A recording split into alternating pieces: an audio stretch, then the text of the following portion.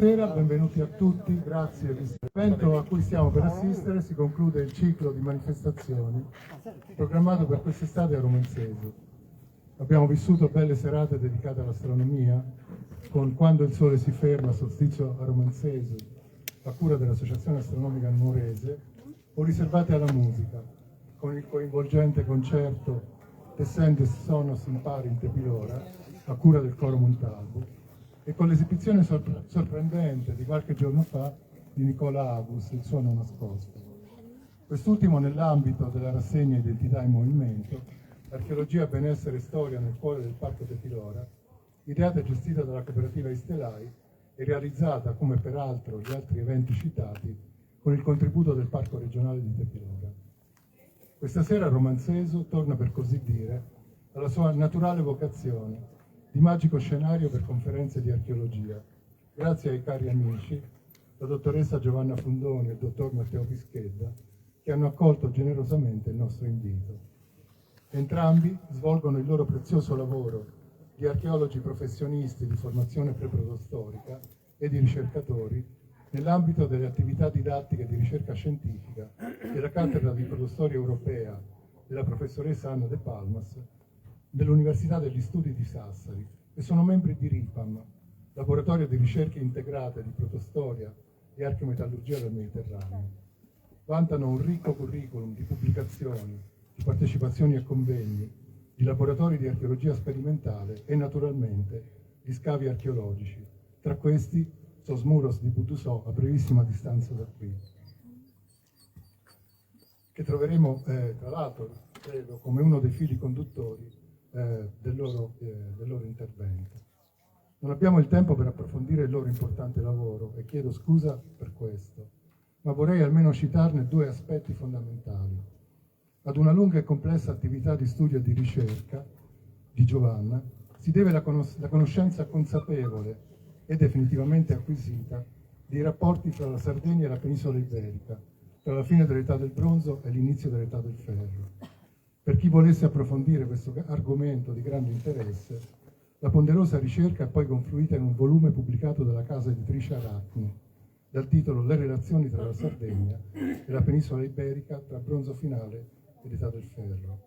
Matteo svolge attualmente attività di ricerca nell'ambito del progetto per il riconoscimento dei monumenti della cultura nuragica come patrimonio mondiale UNESCO, promosso dall'Associazione Sardegna verso l'UNESCO, insieme agli Atenei di Sassari e di Cagliari, collaborando all'interno di un gruppo interdisciplinare alla redazione del dossier preliminare per la candidatura UNESCO e allo sviluppo di un portale GIS interattivo e di una piattaforma basata sull'intelligenza artificiale dedicati alla documentazione, gestione e valorizzazione del patrimonio nuragico.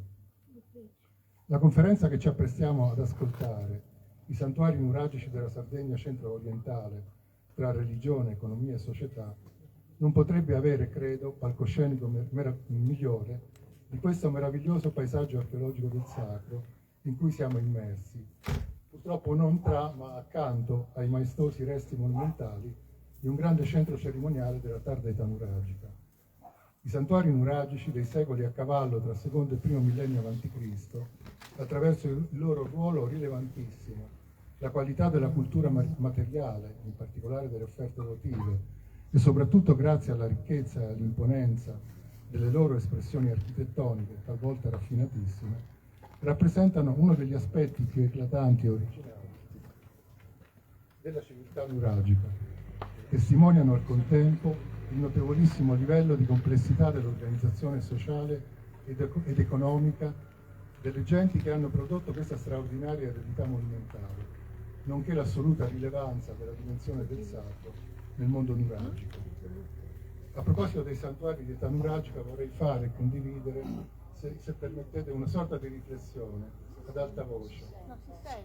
Mi chiedo se sia utile, nei limiti del possibile, cercare di individuare dei parametri che possano meglio definire questo concetto di santuario, provando ad articolarlo secondo diversi livelli di complessità, considerando ogni singolo contesto monumentale in rapporto al proprio territorio di riferimento.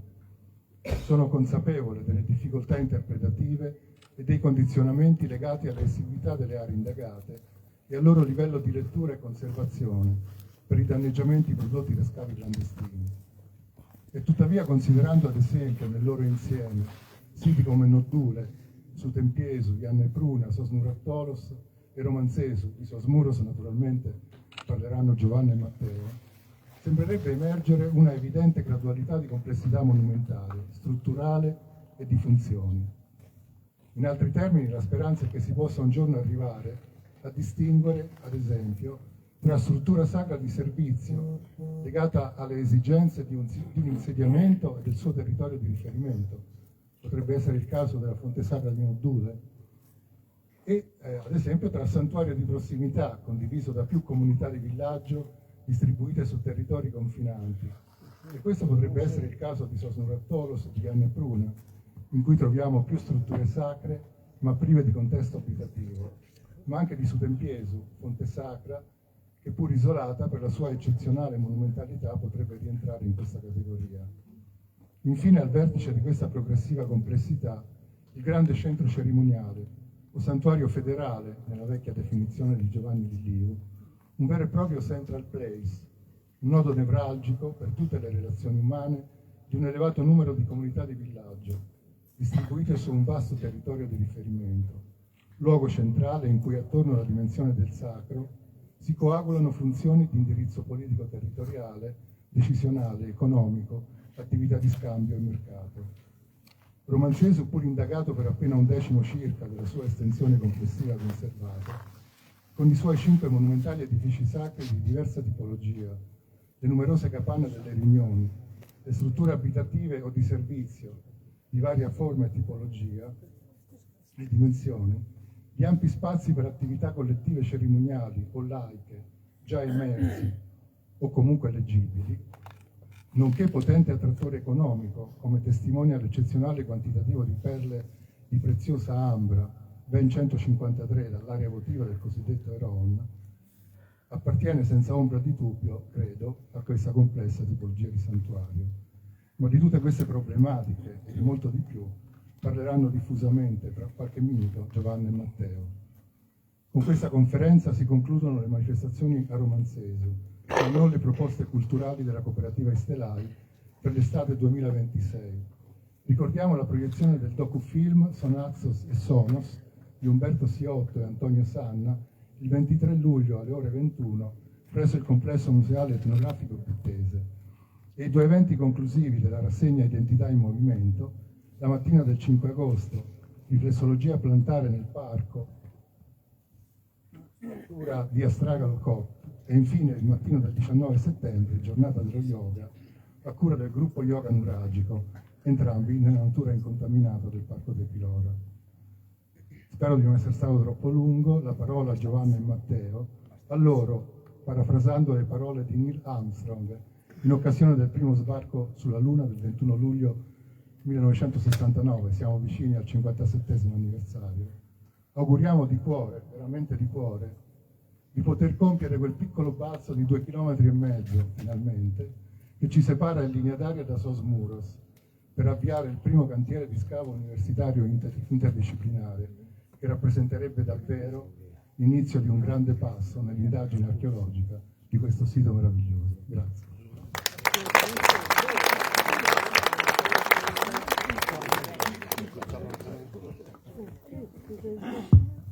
Buonasera a tutti. Ringrazio Nando, il caro collega Nando, per le generose parole nei nostri confronti. Io sono molto contenta di essere qua, un'altra volta a Romanzesu. Ormai possiamo dire che noi, io e Matteo, con Romanzesu siamo gemellati.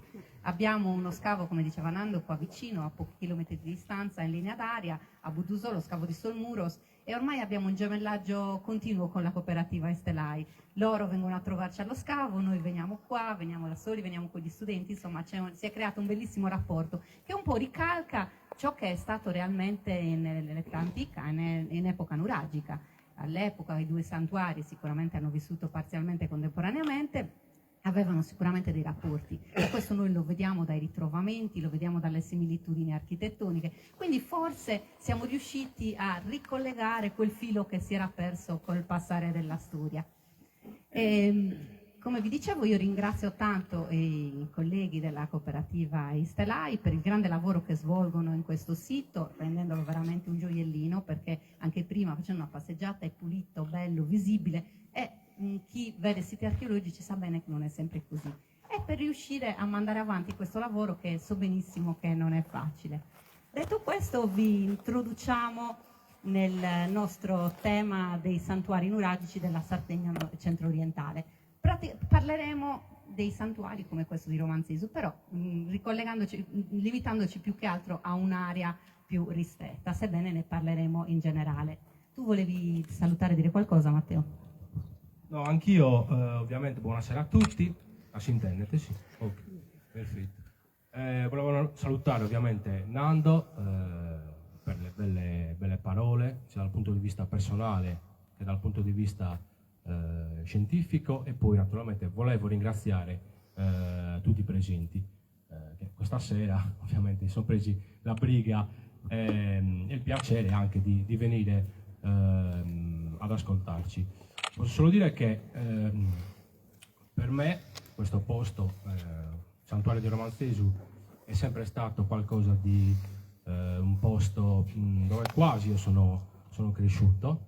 L'ho visitato tantissime volte, mi sono sempre interessato anche agli scavi che sono stati effettuati durante i decenni, quindi per me questo è sempre stato quasi una missione di studiare gli insediamenti simili a Romanzisu, che potessero anche fornirmi delle risposte su come Romanzisu poteva essere. E non ultimo, infatti, anche quello che ha accennato prima, ovvero il fatto che stiamo portando avanti questa candidatura UNESCO, nel quale appunto il sito di Romanzisu è centrale, poiché centrali sono anche i luoghi di culto, e io posso ben dire che il santuario di Romanzisu è proprio uno dei santuari più importanti della Sardegna centrale e centro-orientale. Spero ovviamente con tutto il cuore, ovviamente da bittese, di portare a conclusione anche questo progetto, perché poi anche tutta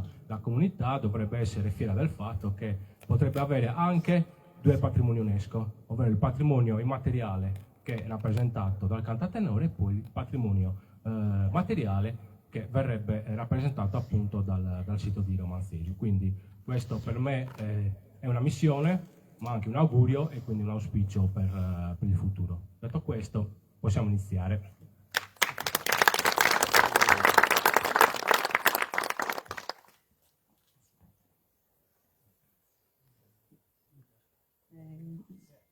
Non va, forse.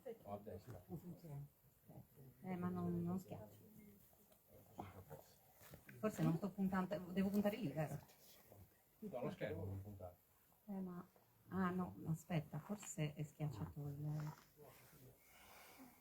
Prova tu. Io ci va solo il laser. È andato? Forse non puntavo bene. Iniziamo a parlare dei santuari. Il tema di questa conferenza sono i santuari della Sardegna nuragica. Le abbiamo definiti santuari nuragici perché per il pubblico il termine nuragico rappresenta un po' tutto ciò che è quella cultura che parte dall'inizio, dai proto-nuraghi, cioè dai primi nuraghi a corridoio, e arriva fino all'età del ferro. In realtà nel mondo scientifico oggi si tende un po' a usare il termine nuragico solamente per il periodo in cui si costruirono e utilizzarono i nuraghi.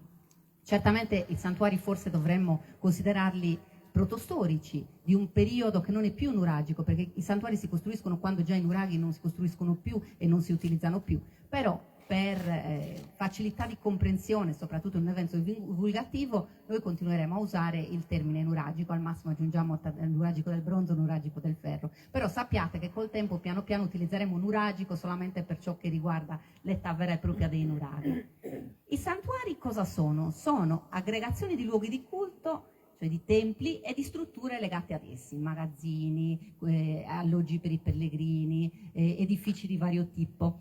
Generalmente nei santuari ci sono più templi di tipo diverso, i pozzi sacri, le fonti sacre, i templi a Meganon, e anche altri tipi di edifici legati ai templi. C'erano delle strutture, delle piccole capanne o degli edifici accessori, cioè collegati al tempio, perché ci si conservavano i beni legati al culto, ci alloggiavano i sacerdoti o ci si svolgevano una parte delle attività connesse alla religiosità. All'interno dei santuari ci sono strutture abitative comunitarie, cioè ci sono degli alloggi in cui vive qualcuno, delle case, delle capanne. Possono essere i sacerdoti, ma spesso erano anche i pellegrini. Ci sono depositi di offerte, perché nei santuari si va per fare determinati culti, riti, per svolgere attività anche diciamo di incontro, di aggregazione. Quindi esistono strutture di diverso tipo, probabilmente si alloggiava anche lì. Qualcuno ci viveva sicuramente nei santuari, ci viveva fisso, però una parte della popolazione andava nei santuari periodicamente, in occasioni di feste, in occasioni di culti particolari. Vi si svolgono anche attività produttive, cioè c'è qualcuno che ci vive, quindi c'è qualcuno che lavora i campi, si occupa del bestiame, lavora gli alimenti, fa quelle attività quotidiane che noi ritroviamo anche nei villaggi, quindi troviamo le stesse attività spesso che noi ritroviamo nei villaggi. I santuari sono legati a più comunità. L'aspetto particolare dei santuari è che non sono legati a un singolo villaggio, ai santuari afferiscono più villaggi di un'intera area. E si sviluppano tra il bronzo finale e la prima età del ferro. Quindi questi sono gli elementi principali per cercare di inquadrare questi santuari. Per dirvelo in parole povere, i santuari della Sardegna nuragica erano molto simili ai santuari cristiani che abbiamo oggi noi in Sardegna. La religione era diversa, i tempi erano diversi naturalmente, però per farvi un'idea generale, seppure i paragoni con le epoche recenti non sono mai troppo corretti dal punto di vista archeologico, immaginatevi grandi santuari religiosi che abbiamo in Sardegna, Santa Cristina di Paoli Latino, anche qua a Bitti ne avete su Meraculo, ne avete diversi, quei grandi santuari in cui si va 2 volte l'anno, 1 volta l'anno per il culto, per la festa del santo, per la festa dei santi, per i novenari, e quando si va si sta lì giorni, si fa la festa, ci sono le bancarelle, si compra qualcosa, ci sono le case, le cumbesias o muristenes in cui alloggiano i pellegrini, ci sono diversi edifici legati proprio al santuario, le cucine, i magazzini, gli edifici in cui si conservano gli ex voto, perché anche nel mondo religioso cristiano ci sono gli ex voto, ci sono edifici legati alla conservazione di tutto ciò che riguarda i sacerdoti. Ecco, immaginatevi santuari nuragici più o meno simili, però chiaramente adatti ai tempi. Quindi probabilmente in Sardegna questo tipo di gestione della religiosità è rimasta dall'epoca dei nuraghi fino praticamente a ieri. Cambiata la religione, sono cambiati i tempi, è cambiato il modo di vivere, però quel legame tra religiosità, aggregazione, momenti di condivisione, anche attività ludiche, ci è rimasta. Si è adattata al cristianesimo, ma ci è rimasta. I santuari si sviluppano in un momento particolare per la Sardegna nuragica, tra il bronzo finale e l'età del ferro. Ricordatevi di non confondere i santuari con i semplici luoghi di culto. I luoghi di culto ne abbiamo anche all'interno dei villaggi, pozzi sacri, templi a Megaron, fonti sacre, ne abbiamo diversi all'interno dei villaggi. I santuari sono delle entità molto complesse, non sono dei semplici luoghi di culto, sono entità complesse e ben organizzate, in cui ce ne sono diversi di luoghi di culto. Io questo non riesco mai a utilizzarlo. Non cambia, non ci vuole in mente. No, ecco, ce l'abbiamo fatta. Questa tabella cronologica per farvi vedere un po' di che periodo stiamo parlando. Guardate in giallo, parliamo di bronzo finale e primata del ferro. Giusto per farvi vedere un po' l'evoluzione dell'epoca nuragica. L'età nuragica vera e propria è quella in cui si costruiscono e utilizzano i nuraghi, cioè bronzo medio e bronzo recente. All'inizio abbiamo villaggi, abbiamo soprattutto i protonuraghi, cioè i nuraghi a corridoio, poi i primi nuraghi a tolos, poi più avanti nel bronzo recente abbiamo i nuraghi complessi, i villaggi ce li abbiamo sempre. Quella bronzo medio e bronzo recente sono i periodi in cui abbiamo esattamente l'età nuragica vera e propria. Dal bronzo finale, nella Sardegna nuragica tutto cambia, c'è un grande periodo di cambiamento che inizia più o meno attorno al 1250 a.C. e continua fino al 1150, un periodo in cui sembra una rivoluzione in Sardegna, una rivoluzione che porta al crollo del sistema dei nuraghi, a cambiamenti nella religione, a cambiamenti nella politica. C'è veramente una rivoluzione totale, sembra quasi di non poter riconoscere la società che c'era prima, il mondo che c'era prima. E noi questo lo vediamo in archeologia proprio con la evoluzione degli insediamenti, la nascita di nuovi luoghi di culto. No, che deve spuntare. No, deve puntare a Inocca sul computer. Ecco. Forse È tornata indietro. schiaccio avanti e torna indietro lo stesso. Ma è possibile. Ecco. Forse no, sta tornando avanti con la freccia indietro. Ecco. Aiuto. Sì, adesso ce la sto facendo. No, meglio che mi metta in piedi. È che va a momenti. Ecco, ci siamo. Forse se rimango così riesco. Sì? Scusatemi. Allora, mi metto in piedi che così mi obbedisce di più il sistema. Il periodo in cui si sviluppano i santuari, come vi ho detto, è un momento molto complesso. È il momento in cui finisce il sistema dei nuraghi. Come sapete, l'età nuragica vera e propria è quella caratterizzata dalla costruzione dei nuraghi, queste grandi torri semplici, complesse, che ritroviamo in numero di almeno 7.000 in tutta la Sardegna, che rappresentano una cultura che era omogenea, cioè uguale da nord a sud della Sardegna. I nuraghi di Santa Teresa di Gallura erano uguali ai nuraghi di Cagliari, i villaggi erano uguali, sì, c'era qualche differenza locale, però si viveva allo stesso modo al nord della Sardegna e al sud della Sardegna. C'era la stessa cultura, stessa religione, probabilmente la stessa lingua. Attorno al 1250 a.C. inizia a cambiare qualcosa qua in Sardegna. Quel sistema di torri che si era costruito nel tempo, un sistema che controllava veramente tutto il territorio, i nuraghi controllavano tutto il territorio della Sardegna, controllavano e gestivano tutte le risorse economiche di tutta la Sardegna. Erano aree, era tutto un sistema di torri poste in punti importanti, strategici, per la posizione, per la presenza di vie di comunicazioni, per la presenza di risorse, di pascoli, di boschi, di qualsiasi cosa, e controllavano perfettamente l'economia della Sardegna, riuscivano a gestire politicamente tutte le società, mantenevano un equilibrio in termini economici, cioè si stava bene, c'era una ricchezza economica, mantenevano la pace tra le varie comunità.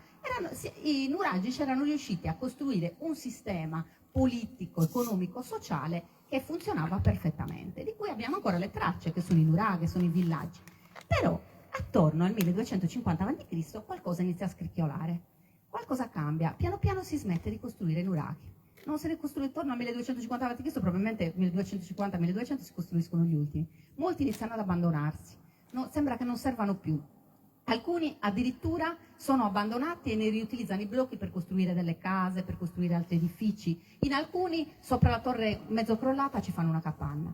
Alcuni vengono totalmente trasformati in altro, quale in magazzino, quale in tempio. Vuol dire che il nuraghe non è più quello di prima. Il nuraghe, che prima era il centro della cultura di questa popolazione, ha perso il suo ruolo, non serve più per i motivi per cui serviva prima. E non solo, evidentemente è sostituito, cioè non gli importa più di aggiustarli, di riutilizzarli, li abbandonano e cambia qualcosa. Stiamo parlando di un periodo che fa vedere molti cambiamenti anche nella sfera religiosa. Nascono nuovi luoghi di culto. La religiosità di prima dell'età nuragica vera e propria era basata soprattutto sul culto degli antenati. Non aveva grandi templi. Se noi andiamo a vedere l'età nuragica vera e propria non troviamo quasi templi. Gli unici che abbiamo sono le tombe di giganti. Le tombe di giganti che erano non solo tombe, ma erano dei templi. Templi in cui si andava probabilmente a svolgere delle attività, dei culti legati agli antenati. L'organizzazione della cultura nuragica era familiare, tutto era basato sulle famiglie. Non immaginate la famiglia, il concetto di famiglia di oggi, ma immaginate un concetto più esteso. E quindi i luoghi di culto erano quelli. In questo periodo qua qualcosa cambia. Iniziamo a vedere nuovi luoghi di culto. I templi a pozzo, per esempio, luoghi legati al culto, luoghi legati alle acque. Ecco, questo ci fa vedere che la religiosità è cambiata. Non è che si è sostituita totalmente la religione, perché probabilmente il culto degli antenati continuerà ad esserci, l'attenzione per gli antenati ci sarà, però si aggiunge qualcosa, c'è qualcosa di nuovo. E non solo, abbiamo cambiamenti sociali, cambiamenti economici. Cambiamenti sociali perché? Perché iniziamo a vedere nuove classi sociali. Prima, per la parte precedente, noi non abbiamo chiara com'era l'organizzazione sociale di questi villaggi. Non riusciamo a vedere se c'erano degli aristocratici, se c'erano dei ricchi, se c'erano delle persone che comandavano, non sappiamo se ci fossero dei capi, che tipo di organizzazione avessero, anche perché gli unici dati che abbiamo generalmente in archeologia per capire come una società si guardano le tombe. Perché? Perché la tomba riflette la vita della persona. Se sei ricco ti fai una bella tomba, se sei povero ti fai una tomba povera. se dai importanza alla famiglia ti fai la tomba di famiglia, se no ti fai la tomba singola. Ecco, nel mondo nuragico vero e proprio noi non abbiamo distinzione, le tombe sono collettive, cioè tutti assieme nello stesso posto. Non ci sono corredi, non c'è nulla che differenzi l'uno dall'altro, quindi questo ci ha reso molto difficile capire come fosse organizzata la società prima. Invece da questo momento in poi noi vediamo una società che improvvisamente ci appare organizzata assolutamente, iniziamo a vedere delle classi sociali ben stabilite, iniziamo a vedere delle aristocrazie, iniziamo a vedere sacerdoti, quindi è cambiata totalmente la società. Cosa può essere successo? Cambia anche l'insediamento, iniziamo a vedere case di diverso tipo, le capanne non sono più quelle semplici di prima, edifici collettivi, cucine collettive come abbiamo visto in certi villaggi tipo Tancamanna, ma iniziamo a vedere delle strutture diverse, ben organizzate, che pian piano diventano più complesse. Tutti i segni di complessità sociale, di una società che è arrivata improvvisamente o comunque in brevissimo tempo a maturare e a diventare altro. Vediamo se il sistema mi obbedisce, eccoci qua. Nel mentre dobbiamo dire che questo cambiamento non c'è solo in Sardegna, questa crisi, qualcuno la chiama crisi in Sardegna, non è una crisi, è proprio un cambiamento. Ecco, in tutto il Mediterraneo in archeologia si parla di crisi del 1200 a.C., qualcuno lo chiama addirittura collasso, non è un collasso, è un cambiamento molto grande. Attorno al 1250-1200 a.C. nel Mediterraneo orientale c'è il caos. C'è il caos perché? Per diversi motivi, sono ancora in corso di studio, ci sono visioni differenti. Forse qualcuno di voi avrà sentito parlare dell'eruzione del vulcano di Santorini che distrusse metà dell'isola. Qualcuno di voi avrà sentito parlare del crollo dei sistemi palaziali, del crollo del sistema miceneo. I micenei cadono, sprofondano praticamente e non si rialzeranno più. Dei grandi movimenti, delle migrazioni ad Oriente, i popoli orientali del Medio Oriente iniziano a litigare tutti fra di loro, si creano delle guerre continue, le vie di comunicazione, le vie di distribuzione di tutti i beni di lusso, di tutti i beni delle materie prime che arrivavano da Oriente attraversano un momento di crisi, non si riesce più, non si può dialogare più con quelli con cui si dialogava prima, cambiano chi controllava le materie prime, chi controllava i traffici, c'è il caos. In più probabilmente molti di voi avranno sentito parlare delle invasioni dei popoli del mare. Questi grandi gruppi, probabilmente di varia provenienza, che si riunivano, erano un po' commercianti, un po' pirati all'occorrenza, mercenari, insomma dei gruppi che giravano un po' per il Mediterraneo, si stabilivano in diverse zone, poi sono conosciuti per tutto ciò che hanno fatto e soprattutto in Egitto. Ecco, anche quelli danno l'ennesimo colpo a una crisi o comunque un grande cambiamento che era in atto. Tutto questo come ci arriva in Sardegna, che stiamo parlando di migliaia e migliaia di chilometri di distanza? Voi immaginate che il Mediterraneo non era così lontano, il Medio Oriente non era così lontano all'epoca navigavano. Nel 1300 a.C. abbiamo tracce di sardi in tutto il Mediterraneo orientale, dal centro ad oriente, abbiamo tracce in Sicilia, abbiamo tracce in Grecia, abbiamo tracce a Creta, abbiamo tracce a Cipro, abbiamo tracce nella costa siro-palestinese. I sardi erano sempre in giro, sempre in giro. E sapete quali sono le tracce? Tazzine, ciotole, scodelle, qualcosa legato a qualche tipo di brindisi, a qualche tipo di rituale che è legato al bere. Quindi questo ci fa già pensare che i nostri antenati erano in giro per il Mediterraneo alla solita facendo feste continue. Sto scherzando, però comunque giravano, commerciavano, scambiavano e in qualche modo ci hanno lasciato la loro piccola testimonianza. Come oggi che magari fra 200 anni, 300 anni inizieremo a trovare, forse anche di più, 1000 anni, trovano bottiglie di mirto sardo in giro per il Mediterraneo. Siamo lì, Comunque, siccome i sardi giravano, erano in contatto col Mediterraneo orientale, perché da lì prendevamo lo stagno per fare il bronzo, da lì portavamo alcuni dei nostri materiali, delle nostre materie prime, per esempio il piombo. Tutti questi cambiamenti che arrivano ad Oriente si riflettono in Sardegna, perché rallenta per esempio l'approvvigionamento di stagno in Sardegna, cambiano i contatti, le reti di traffici, tutti gli accordi che c'erano da quelle parti lì, e in più probabilmente c'è una componente anche climatica che si sta studiando soprattutto per quanto riguarda il Medio Oriente, purtroppo in Sardegna studi del genere ne abbiamo pochi, che ci parla di un periodo con un clima molto instabile, un clima difficile, qualcuno parla di grandi siccità alternate a piogge torrenziali, un po' più o meno quello che stiamo vivendo adesso, e che sicuramente ebbero riflesso in tutte le comunità, dal Mediterraneo orientale a quello occidentale. In economie che vivevano di agricoltura e allevamento, una siccità era la morte, significava che parte della popolazione poteva morire, perché se non piove e i campi non danno frutto, c'è la fame. e la fame, la carestia porta alla morte. Quindi probabilmente in molti posti questo creò dei grandi problemi. Per il Mediterraneo orientale c'è questa, oggi ci sono sempre più tracce di una forte siccità e di periodi di calamità naturali di diverso tipo. Sappiamo di eruzioni vulcaniche, sappiamo di terremoto. In Sardegna non ne abbiamo tracce di questo, non ci sono neanche studi appositi, però tracce evidenti non ne abbiamo, mentre in Grecia e nel Mediterraneo orientale ce le abbiamo. Quindi immaginate un periodo difficile per tutto il Mediterraneo che ebbe per forza esiti anche in Sardegna. In un modo o nell'altro qualcosa arriva, come del resto anche oggi arriva. Ecco, qua in questa carta potete vedere tutti i sistemi palaziali che c'erano all'epoca, che sono quelli che cambiano. Abbiamo le invasioni dei popoli del mare, quelle frecce, potete vedere la gente che si sposta, vedete, tutte quelle frecce, linee arancioni e azzurre, sono tutti gruppi di popolazioni, in parte popoli del mare, in parte anche altre, che si spostano, che si muovono. Perché? Perché è un periodo in cui si è in fermento, si cerca il meglio dappertutto. Vediamo se riesco anche questa volta. Scusate, mi rallenterò molto i ritmi perché non riesco. Ecco. Come abbiamo detto, il nuraghe perde il suo ruolo, non è più il centro della vita e del potere, è un sistema territoriale che cambia, si smette di costruirli, molti vengono abbandonati, chi prende importanza sono i villaggi e i luoghi di culto. Ecco, e questo probabilmente fu già una delle cose che cambiò assolutamente la società. Perché? Perché prima tutto il sistema politico-economico era basato sul nuraghe. In questo momento il nuraghe non c'è più, qualcosa ne deve prendere il posto. Il nuraghe coordinava, tra virgolette, il nuraghe era un simbolo, era un centro di aggregazione, era un centro che controllava, i vari nuraghe erano collegati fra di loro, gestivano la vita delle varie comunità, collegavano le varie comunità. Nel momento in cui il nuraghe non c'è più, si crea un piccolo vuoto che poi pian piano verrà preso proprio prima dai luoghi di culto e poi dai santuari.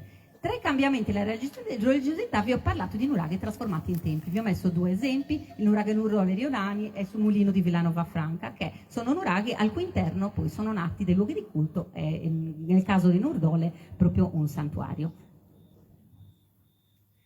La nascita dei luoghi di culto legati alle acque è molto interessante. Intanto è la prima traccia forse di questo cambiamento della religiosità. In quella carta vi faccio vedere, anche se non è aggiornata perfettamente come ci ha fatto notare Matteo, vi faccio vedere la presenza di pozzi sacri, fonti sacre in giro per la Sardegna. Ce ne sono molti di più, ma per farvi vedere che ci sono dappertutto.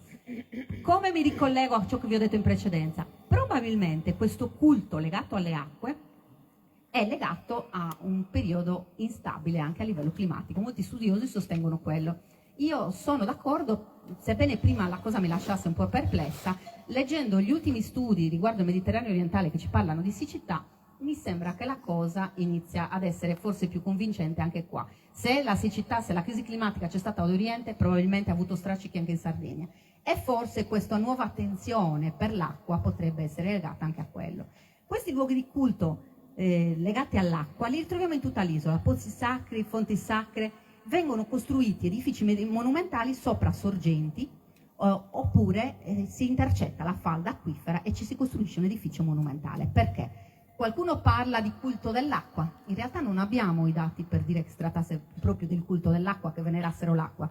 Certo è che per loro l'acqua era fondamentale per quei culti, che l'acqua rappresentasse una divinità, che l'acqua fosse collegata al divino o che l'acqua stessa fosse venerata. Noi non lo sappiamo, però di fatto per loro l'acqua è importante, se no non avrebbero fatto dei pozzi e delle fonti. Anche per il fatto che usavano l'acqua probabilmente per i riti, però se tu scavi in profondità per raggiungere una falda acquifera, vuol dire che tu vuoi quell'acqua, che non è un'acqua qualsiasi, tu vuoi proprio quella. A volte, come nel caso del nostro sito di Solmuros, scavano in profondità in un posto che dice ma venite a fare un pozzo in questo punto qua, in un pendio. Evidentemente per loro quelle acque avevano un valore fondamentale.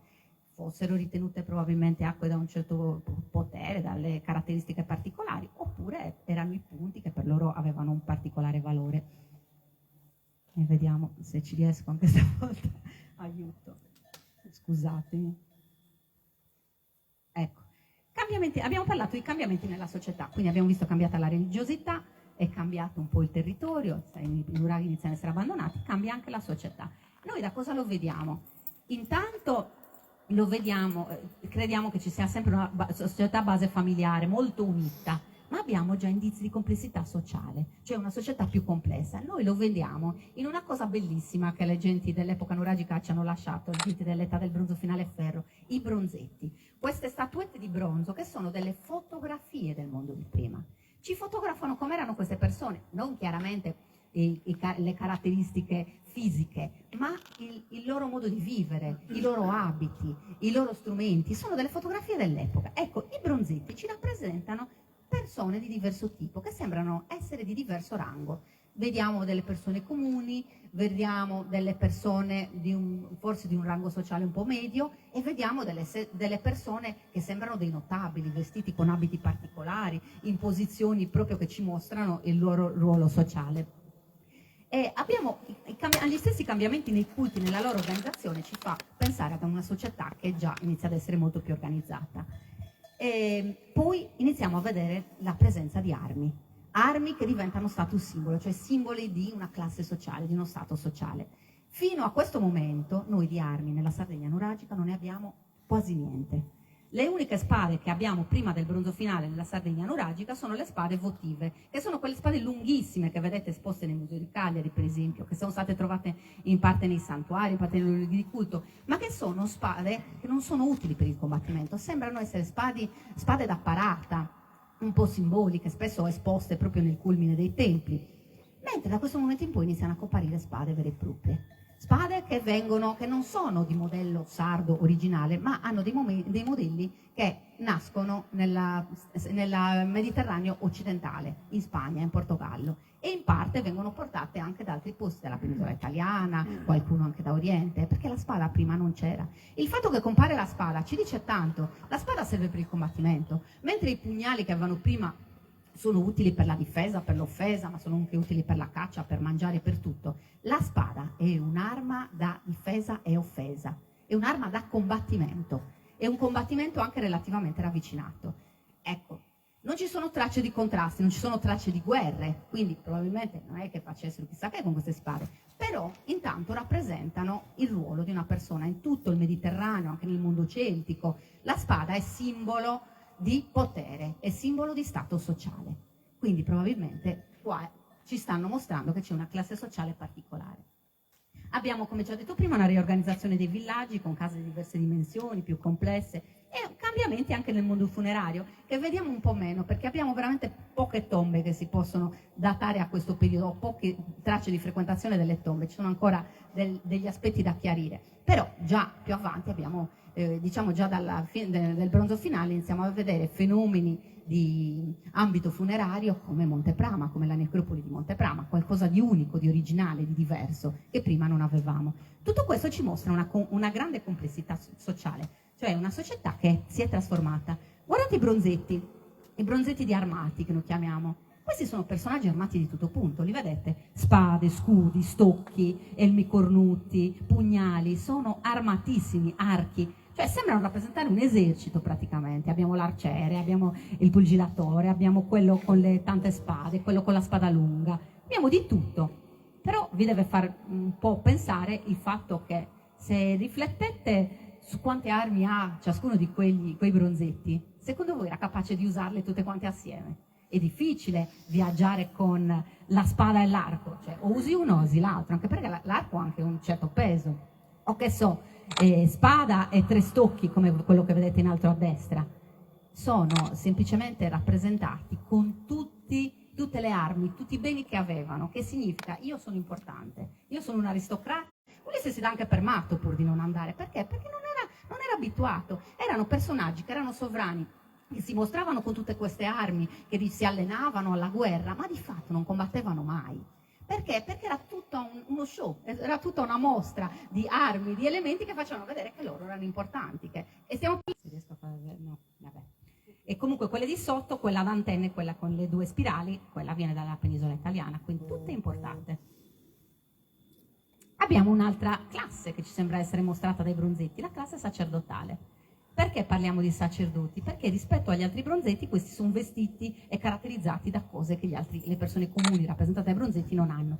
Il cappello a cono oppure che sembra una sorta di sombrero messicano, il mantello, questa stola talvolta, spesso gli uomini le trecce. qualche strumento in mano, qualcosa di particolare, ma anche la posa, proprio la serietà. Ecco, questi vengono definiti sacerdoti e sacerdotesse. Anche un po' per il confronto con il mondo, in parte con la penisola italiana, in parte col mondo orientale, proprio hanno quella posizione, quelle caratteristiche che sono tipici delle classi sacerdotali. Ecco, queste probabilmente rappresentano una nuova classe sociale che si era creata in questo periodo, la classe sacerdotale, che probabilmente viveva qua, in questi santuari. Immaginate qua dove siamo noi, probabilmente c'erano dei sacerdoti che vivevano qua, che amministravano questo santuario e che si occupavano anche dei villaggi dei dintorni. Quindi abbiamo già visto due classi sociali, probabilmente ce n'erano altre. Qualcosa che prima non c'era. Perché rispetto a prima abbiamo questo? Perché probabilmente non c'è più quell'equilibrio tra le varie comunità che c'era prima. Il nuraghe riusciva a coprire tante necessità di prima, riusciva a mantenere tutti d'accordo, e adesso probabilmente c'è un momento in cui serve qualcosa di più importante che garantisca la tranquillità. Le armi e Dio, gli dei. Perché? Con la religione il sacerdote ti dice: ehi, non sono io sto rappresentando chi è sopra, quindi dovete obbedire alle leggi del Dio, degli dei, del mondo del superiore, non sappiamo chi avessero. E in più gli aristocratici armati, poi gli dicono: oh, se non ti comporti bene, io sono armato e sono cavoli vostri. Quindi immaginate una società totalmente cambiata. Ecco qua. In tutto questo nascono i santuari, che sono complessi, organizzati con templi, con diversi tipi di templi, con edifici di diversa funzione, come già detto prima, alloggi, strutture produttive, magazzini, che sono fatti in maniera con un grande impegno architettonico, cioè un'architettura diversa da quella delle case, molto curata, spesso con materiali da costruzione che vengono portati da chilometri e chilometri di distanza, con decorazioni. E in più ci troviamo offerte, tantissime offerte, depositi di offerte votive con oggetti di pregio che vengono anche da fuori dalla Sardegna, cioè ricchezze. E in più sono frequentati da comunità diverse, non da un solo villaggio. Qua a Romanzesu veniva gente da tutti gli insediamenti di Biti, probabilmente anche da Budusò. Questo era un centro di raccordo. Perché lo sappiamo? Perché già iniziamo a vedere, noi che stiamo scavando sul muro, iniziamo a vedere che le stesse forme ceramiche, cioè gli stessi vasi che sono stati trovati qua a Romanzesu, noi li troviamo a Budusò, gli stessi prodotti di lusso, noi li troviamo lì. Evidentemente c'erano degli scambi, lo stesso tipo di costruzione, anche il modo in cui è fatto il posto è molto simile, quindi erano comunità legate fra di loro, che dialogavano. Vediamo, poi a mamma oggi, no, ma non so se il telecomando... Sul computer. Vediamo se si blocca. Eccola, ce l'ho fatta. La questione è: perché si sviluppano i santuari? L'abbiamo visto, ve l'ho già mostrato. C'è tutti questi cambiamenti, c'è un momento di crisi, manca qualcosa, come sono mancati i nuraghi, è mancato qualcosa, come c'è tutta questa instabilità. Ecco, tutto il santuario prende i ruoli che prima avevano i nuraghi, colma quel vuoto diventando un mezzo di raccordo politico, economico e sociale fra le varie comunità. Ciò che prima facevano i nuraghi, che erano in rete, collegati tra di loro, adesso lo fa il santuario, che è collegato a tutti i villaggi dintorni e agli altri santuari. È un altro sistema politico, territoriale, economico, ma è un sistema. Molto spesso i santuari sono villaggi che esistevano già da prima, che grazie alla loro posizione importante diventano centro importante per le varie comunità, come lo erano prima i nuraghi. Ecco perché in questo punto si sviluppano i santuari. Quindi colmano un vuoto che si era creato dopo la fine dei nuraghi. sul computer. Era la fine... Ecco.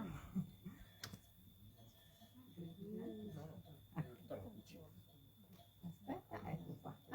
Da qua funziona, Forse è la posizione, perché sono vicino, No. forse sono le batterie anche. Quindi, quali sono le funzioni dei santuari?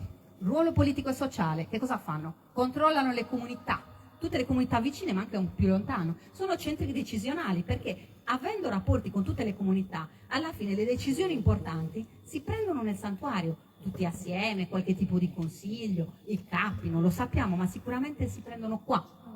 Sono in mano alle classi dominanti che ne organizzano gli spazi, che costruiscono i templi, che finanziano i templi, finanziano probabilmente le feste.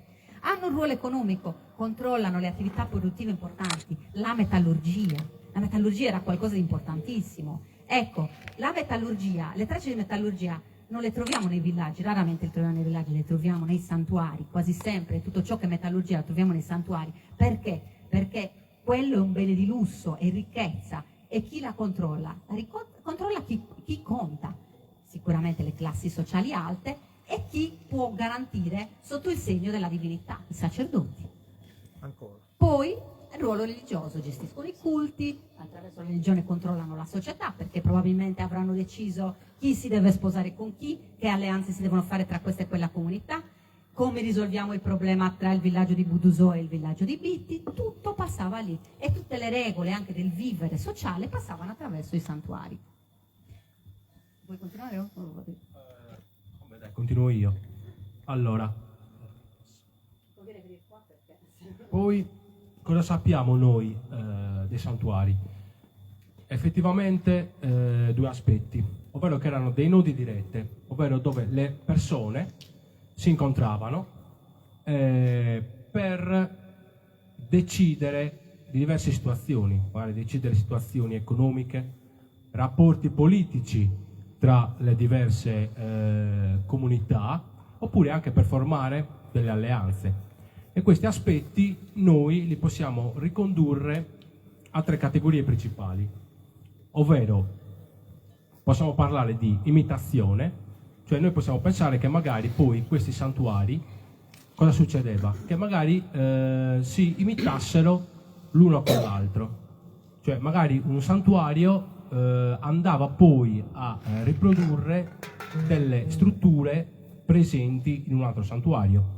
E noi questo per esempio lo stiamo vedendo benissimo a Susmunos, dove abbiamo praticamente un pozzo sacro, anche noi, che risulta quasi del tutto identico a quello di Romanzesio, e poi c'è tutta una serie di strutture che ricordano proprio quelle di Romanzesio. Quindi un primo principio è quello dell'imitazione. Un secondo invece principio è quello invece della competizione, ovvero noi dobbiamo immaginare che questi santuari quasi quasi facessero a gara tra di loro per vedere quale fosse il più importante.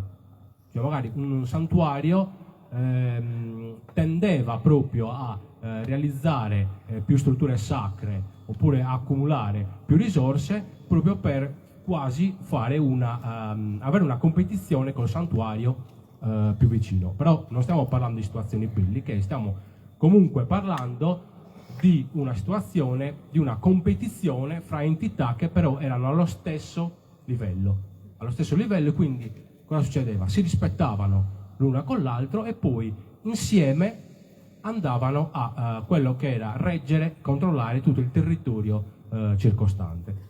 Inoltre poi qual è una caratteristica del santuario? È quella appunto di accumulare tantissime quantità di risorse, soprattutto di metallo, e con le risorse noi possiamo andare anche a commerciare con le terre che sono al di là della Sardegna e del Mediterraneo. Perché noi sappiamo, l'ha detto prima Giovanna, i materiali sardi di quest'epoca li troviamo dal Portogallo fino ad Israele. Quindi il santuario, che ha la capacità di armare una flotta commerciale e andare a scambiare e a recuperare materiali nel Mediterraneo occidentale o nel Mediterraneo orientale. Quindi questa è un'altra caratteristica dei santuari. E quindi noi possiamo anche in questo punto parlare appunto di centri di scambio e di potere.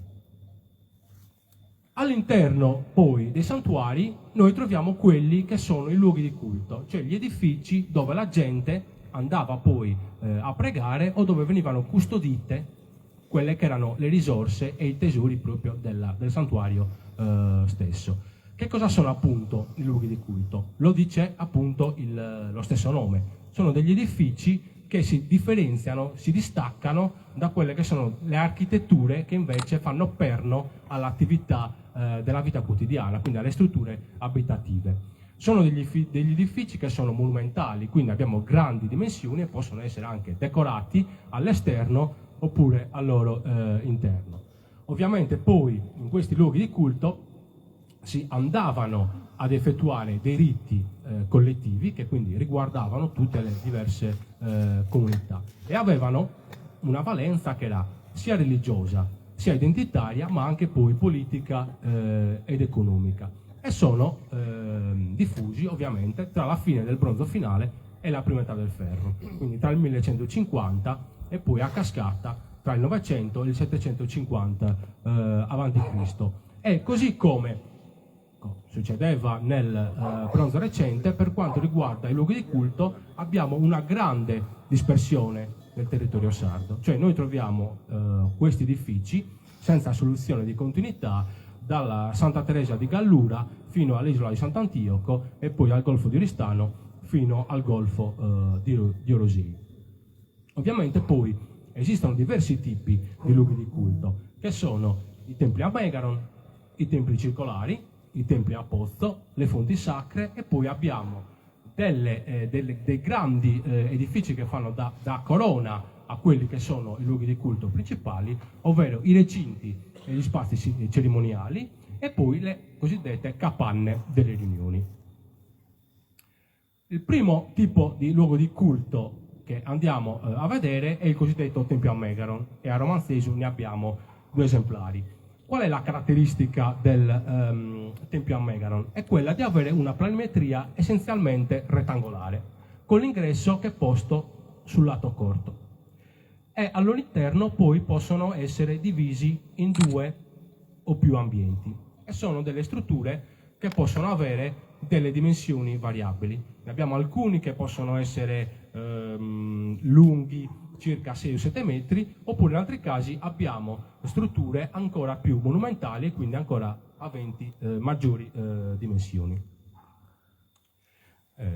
Come vi ho detto prima, appunto, questo è uno dei casi di Romanzesu, del Megaron A, che poi ebbe diverse fasi di vita, e per questi tipi di edifici poi dobbiamo immaginarci una copertura a doppio spiovente, cioè che saliva poi verso l'alto e poi andava a formare appunto la copertura, che era formata poi da un'intelaiatura di frasche o diversi tipi vegetali. E la copertura dei templi a Megaron noi la conosciamo per esempio da alcuni modellini di nuraghe in bronzo, come per esempio questo che proviene dalla nuraghe Fontana di Tiredo, dove è rappresentato proprio un nuraghe quadrilobato, e poi con 4 torri, e poi un piccolo appunto Tempio a Megaron. Quindi noi da questo ritrovamento sappiamo come poteva essere appunto formato esternamente poi il Megaron.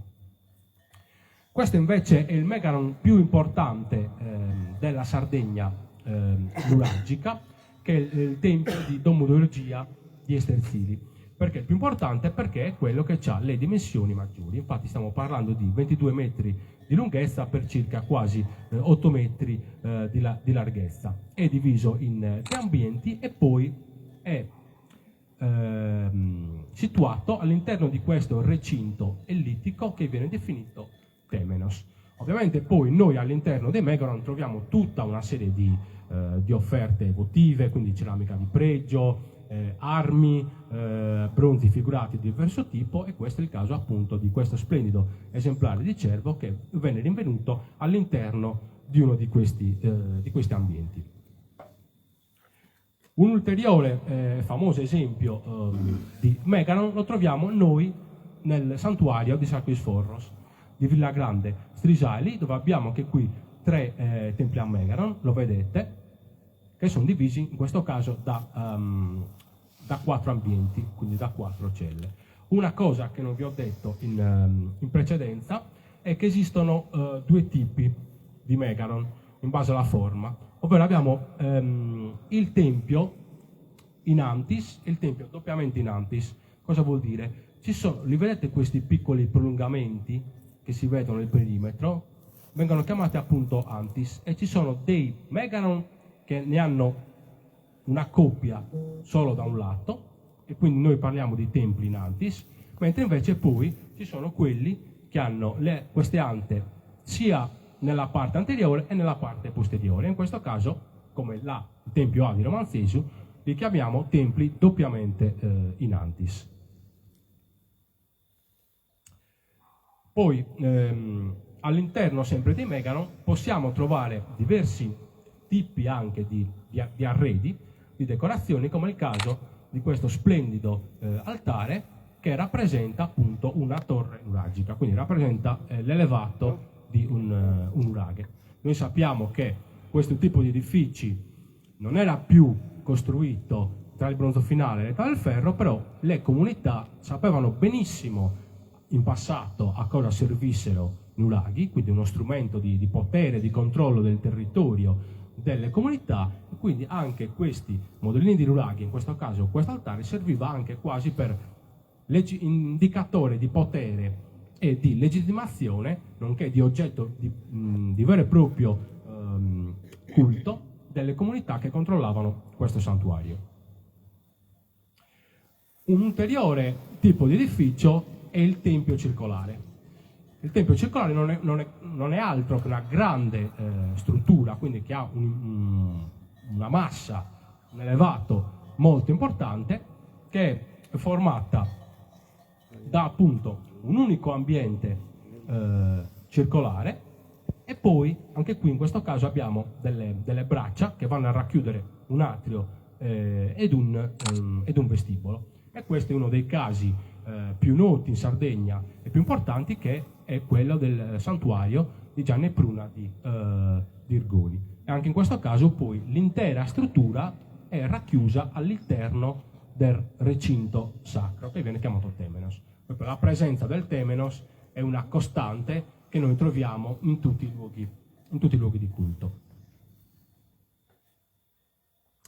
Ecco, questo invece è il nostro di tempio circolare, che abbiamo rinvenuto nel santuario di Sosmuros, dove le indagini archeologiche sono iniziate a partire dal 2019 e adesso dovremo riprendere a settembre. Quindi voi immaginate che di questa struttura, che ha 12 metri di diametro, 12 da una parte e 12 dall'altra, cioè questo tempio, questo è Gianni e Pruna di Irgoli, sta interamente dentro a quello di Sosmuros, proprio perché ha delle dimensioni veramente notevoli, e le indagini di questa struttura sono ancora in corso. Infatti dovremmo riprendere durante la prossima campagna. È dotato anch'esso di un vestibolo. Poi c'è una situazione, diciamo, anche abbastanza rovinata dalla situazione degli alberi. Cioè gli alberi crescono all'interno di queste strutture in granito e crescendo sconquassano un po' i muri e rovinano tutta quanta la situazione. Però ovviamente rende bene l'idea, questa foto di zenitale, delle dimensioni di questa struttura. Poi se vedete praticamente questa cascata di crolli di granito era la situazione iniziale che noi abbiamo trovato. Cioè noi quando siamo arrivati, immaginate una cascata di blocchi di granito che andava proprio a sigillare queste strutture. E qua appunto, se notate appunto le dimensioni di questa struttura, che ha al suo interno un focolare, che è questa appunto ghiera di pietre, con tutti gli studenti che partecipano all'attività di scavo, e poi da qui, da lato, si vede l'ingresso che raggiunge quasi i 2 metri di altezza. Un altro tipo di edificio, che forse è quello anche più presente in Sardegna, è la fonte sacra. Ora, la fonte venne costruita direttamente su una pozza d'acqua, ovvero lì dove c'era una vena di acqua sorgiva, quindi che andava appunto, emergeva nel terreno, lì le popolazioni sarde andarono a costruire questi edifici, questi luoghi di culto. E come ha detto prima Giovanna, però noi non sappiamo se l'acqua fosse l'oggetto del culto, cioè se loro adorassero l'acqua, oppure se l'acqua fosse un mezzo, un tramite per effettuare i loro riti e culti religiosi. E anche le fonti sono caratterizzate praticamente da un sistema che è dato da questo piccolo vestibolo, che può essere lastricato con delle panchine laterali, una canaletta poi dove usciva l'acqua, e poi abbiamo appunto la camera stessa della fonte dove si trovava l'acqua e sul quale poi veniva costruita l'intera struttura. Poi immaginate che queste strutture ovviamente venivano realizzate con un'architettura molto raffinata. molto pregevole dal punto di vista estetico. In questo caso noi parliamo appunto di architettura isodoma, tranne in alcuni casi dove per esempio la pietra era quasi impossibile da lavorare da quel punto di vista. Per esempio qua, che è una zona dove il granito la fa da padrona, è pressoché impossibile trovare delle strutture in granito che siano state realizzate in architettura isodoma, perché il granito è quasi impossibile da lavorare in maniera molto fine, in modo molto delicato. Viceversa, invece, se abbiamo architetture che sono realizzate in tracchito basalto, che sono più facili da lavorare, l'architettura isodoma è molto più facile da realizzare.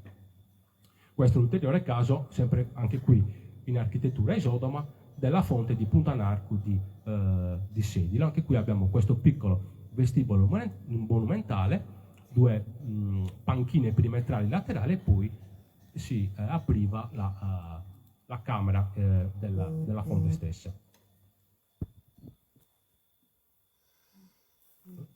Però appunto l'esempio più famoso e più importante, direi anche, di fonte sacra in Sardegna è sicuramente quella di Sutempiesu di Orune, che penso buona parte di voi abbia visto. E anche qui vediamo che l'architettura isodoma è notevole e di pregevolissima fattura. Vedete appunto come l'intera struttura sia stata realizzata attraverso la lavorazione finissima di questi blocchi di trachite e di basalto, che rendono poi monumentalità all'intera struttura. Una particolare molto importante della fonte sacra di Sutempiesu, che la rende un unicum, è che questo edificio è l'unico in Sardegna che ha l'alzato interamente conservato. Quindi grazie alla fonte di Sutempiesu noi conosciamo e possiamo capire e conoscere come fosse appunto anche in questo caso l'alzato esterno di questo tipo di strutture sacre. Un altro caso meno, direi, pregevole esteticamente di Sutempiesu invece è quello di Nottule di Nuoro, dove anche qui però abbiamo alcune parti, l'intera fonte appunto è stata realizzata nelle sue parti con l'architettura isodoma. Abbiamo anche qui la camera della fonte, poi il vestibolo che è lastricato, e poi un piccolo, non si vede però sul retro abbiamo un piccolo temenos anche in questo caso. Ovviamente poi alle fonti sacre si accompagnano quelli che sono i templi a pozzo. La differenza tra il tempio a pozzo e la fonte sacra è che il pozzo viene scavato, cioè si scavava appunto nel terreno finché non si raggiungeva la vena d'acqua, ed è questo il caso di Romanzesu, cioè il pozzo di Romanzesu è stato proprio scavato in profondità per captare la vena dell'acqua sorgiva. Anche in questo caso abbiamo sempre lo stesso schema, ovvero il temenos, la camera, e poi abbiamo appunto le gradinate, anche in questo caso di pregevolissima fattura, anche perché il pozzo del santuario di Santa Cristina credo che sia dal punto di vista estetico quello più pregevole. Una serie di gradini che possono essere più o meno a seconda di quanto è profondo il pozzo, e all'interno troveremo appunto la camera ipogeica del pozzo stesso. I pozzi poi avevano una copertura cosiddetta a falsa cupola, cioè a tolos, il principio stesso di come si costruivano i nuraghi, cioè con un aggetto piano piano che poi andava a chiudersi verso l'alto a formare proprio una volta ad ogiva. Ulteriori esempi sono per esempio quello di Santuario di Santa Vittoria, anche qui sempre lo stesso schema, la camera, il temenos all'esterno e poi il vestibolo lastricato verso l'esterno. E anche in questo caso, così come nelle fonti, troviamo poi le canalette di scolo che servivano per far defluire l'acqua quando c'era il fenomeno del troppo pieno, ovvero quando il pozzo si riempiva fino all'orlo queste canalette servivano proprio per far defluire l'acqua verso le parti esterne della struttura.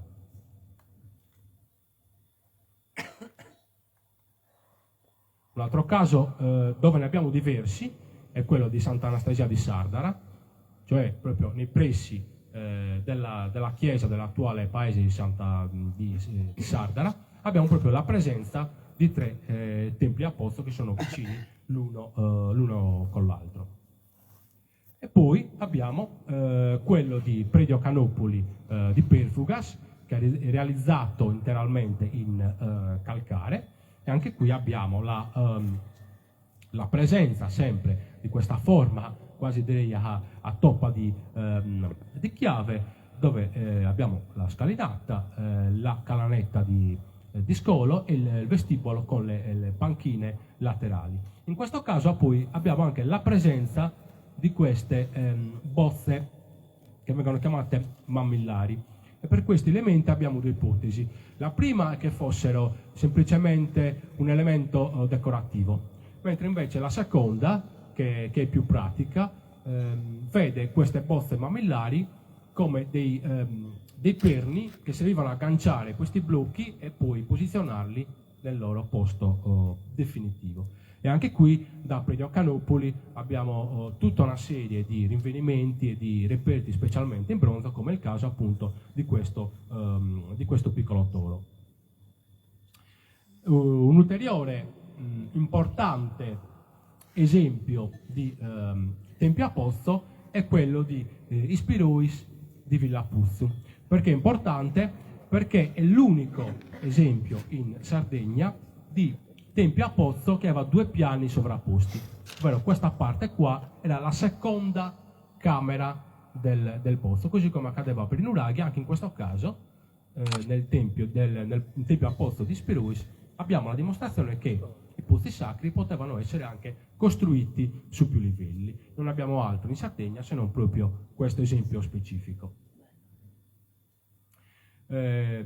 Poi accanto a questi tipi di strutture abbiamo delle grandi aree che servivano proprio per raccogliere i pellegrini, che vengono chiamate aree cerimoniali, quindi grandi spazi, dei veri e propri recinti con diverse piccole strutture annesse che avevano proprio la funzione di accogliere i pellegrini durante le diverse attività legate al santuario. Un esempio di area cerimoniale lo abbiamo per esempio nel santuario di Abini di Tetti. Abbiamo questo grande temenos circolare dove all'interno era posta una fonte sacra del tutto simile a quella di Sutempiesu, però dei quali purtroppo non abbiamo più nessun resti. Sereo che Giovanna poi abbiamo scavato tra il 2013 e il 2017 in questo santuario, dove poi all'esterno abbiamo anche indagato 2 strutture, delle strutture accessorie. Cosa sono le strutture accessorie? Le strutture accessorie, lo dice pure il nome, erano degli spazi, degli edifici che servivano per realizzare delle attività che servivano poi per il luogo di culto principale. In questo caso abbiamo trovato nel 2014 tutta una serie di vasi, di contenitori di derrate alimentari e anche contenitori che poi servivano per consumare liquidi, quindi per esempio grandi ciotole oppure tazze, che servivano proprio per officiare poi all'interno di quello che era il grande luogo di culto. E abbiamo trovato anche tutta una serie di resti di animali, specialmente di maiali in giovane età, quindi si trattavano abbastanza bene pure all'epoca. Facevano il maialetto arrosto. Sì, adesso vi parleremo proprio dei principali santuari che noi conosciamo appunto per la Sardegna dell'età del ferro e del bronzo finale. Vi faccio una carrellata veloce di santuari in generale e poi parleremo di quelli più specifici. Vi faccio vedere sicuramente il più famoso in Sardegna è Santa Vittoria di Serri, che adesso mi avvicino, non mi frega più. Santa Vittoria del Seri è uno dei più grandi ed è caratterizzato da una estensione molto grande, ma soprattutto da templi di diverso tipo. Scavato da Taramelli, anche a Santa Vittoria di Seri furono trovati templi differenti, come il Tempio a Pozzo che avete visto prima, tempi a Megarono in Antis, capanne delle riunioni, come potete vedere qua, e il famoso recinto delle feste. Ho volutamente lasciato il nome, che oggi forse è un po' superato, Taramelli lo definì così. È questo recinto che ha già anticipato Matteo, questo spazio pubblico in cui secondo Taramelli si facevano le feste, si ballava. Probabilmente non ha sbagliato neanche più di tanto, perché in quel porticato lì di cui vedete i segni sono stati trovati resti di pasto, cioè lì si sedevano e mangiavano ossa della carne arrosto che mangiavano durante probabilmente delle feste. Torrone magari ancora non ce l'avevano, però qualcosa sicuramente avranno fatto. C'erano delle botteghe, c'erano degli spazi, veramente ricorda molto le nostre feste tradizionali. Altro santuario famoso è Santa Cristina di Paoli Latino, che abbiamo visto per il pozzo, ma qua per farvi vedere una foto aereo tutti gli edifici che lo circondano. Quelle case che vedete aperte su un lato sono considerate botteghe, cioè degli edifici semiaperti in cui probabilmente si facevano degli scambi, in cui qualcuno portava i suoi prodotti e li scambiava con altri. Non sarebbe strano se all'epoca in questi santuari si facessero dei mercati, dei grandi scambi, come del resto si è sempre fatto anche nei santuari cristiani. Santa Vittoria di Serri, per esempio, oggi c'è la chiesetta, ma è usata pochissimo. A non tanta distanza c'è la chiesetta di Santa Lucia con un parco in cui si fa una fiera del bestiame ogni anno. Quindi probabilmente qualcosa di simile si faceva anche prima. A Santa Cristina c'è il Tempio Apostolo, la capanna delle riunioni, le strutture a settori, quelle botteghe, il recinto. Insomma, ci sono edifici di vario tipo. Serra Orio ad Orgali è un altro santuario, un altro luogo che viene considerato del santuario, anche se non tutti sono d'accordo. Qua ci sono 3 tempi a Megaron e tutta una serie di edifici e case, però c'è un insediamento in cui si viveva fissi. Sase de Soscarro, Saoliena, che sicuramente conoscete per questa sorta di tempietto, questa rotonda, ecco, lì c'è questo tempio che è famosissimo perché vi sono, oltre a quel grande bacile che c'è all'interno, ci sono tutta una serie di bocchette da cui fuoriusciva l'acqua che arrivava attraverso una canalizzazione, bocchette che hanno forma di testa di mufloni, di ovini. E quella la ricostruzione è stata fatta da Francesco Corni, che ci fa vedere come presumibilmente poteva essere usato. Quella era la copertura in legno, come in realtà non doveva essere molto dissimile da quelle delle capanne, e all'interno vedete che vi sono rappresentati tutta una serie di oggetti. Non riesco a far vedere il laser, com'era? Forse bisognava mantenerlo puntato, no, vabbè. Quegli oggetti che vedete nella parte di sopra, in quella sorta di mensole, sono stati rappresentati lì perché sono stati trovati lì, delle offerte sono state trovate proprio in quei punti lì, erano depositi di offerte ex voto, vasi di lusso, bronzetti, oggetti di bronzo. Oltre a Sased de Soscarros, famoso Sarcois Forros, la grande stisaia di cui abbiamo visto alcuni pezzi. Qua vedete la foto aerea, mi dispiace se copro la vista a qualcuno, però ho paura che poi non mi prende il telecomando. Ci sono diversi tempi, forse vengo qua, aspetta, vengo qua. No, ma forse qua riesco ad essere più vicino, visto che a te funziona. Punta sul computer, se no non funziona. Perché il computer, è vero, lì forse c'è qualcosa che mi ostacolava. Lo puntavo, però c'è qualcosa in mezzo, non arriva lì. No, tranquillo. Allora, qua c'è il tempio a Megaron, il tempio circolare, c'è una grande gradinata che non è molto dissimile da quella che abbiamo visto a Teti o anche in un certo modo anche qualcosa di simile anche con quella che c'è qua. Insomma, abbiamo tantissimi esempi di santuari in giro per la Sardegna, abbiamo messo solo i principali. Però parliamo di quelli su cui ci dovremmo concentrare, alcuni della Sardegna centro-orientale, che noi abbiamo scelto per determinati motivi. Sul Nuratolos di Ana dei Sardi, sul Muros a Budusò, Romanzeso a Bitti, Sudempieso a Orune, Nordule a Nuoro e Nurdole a Orani, che in parte abbiamo anche già visto, in più Gianebruna a Ergoli. Ecco, qua in questi santuari abbiamo trovato diversi elementi che ci fanno tracciare una sorta di filo conduttore. Ci sono degli elementi in comune che ci fanno pensare che fossero strettamente legati. Il primo che analizziamo è sul Nuratolos di Ala dei Sardi, che in realtà è il primo che incontriamo scendendo in una presunta via da Olbia. Dico presunta perché in realtà io e Matteo recentemente abbiamo fatto un lavoro di ricerca che ci ha fatto mettere in relazione proprio questi santuari. Forse quello che rimane fuori è gli Annepurna Dirgoli, però diciamo che gli altri sono tutti strettamente collegati. Tutti questi santuari hanno come elemento in comune che si trovano lungo il percorso dell'attuale strada statale 389. In parte fisicamente sulla 389, in parte su quella che era in origine la 389, che è una strada che dal bivio di Monti arriva fino a Villa Grandi Strisali, giusto? Ecco. Lungo questa strada, a poca distanza, una distanza che generalmente varia tra 3 e 5 km, noi troviamo questi santuari.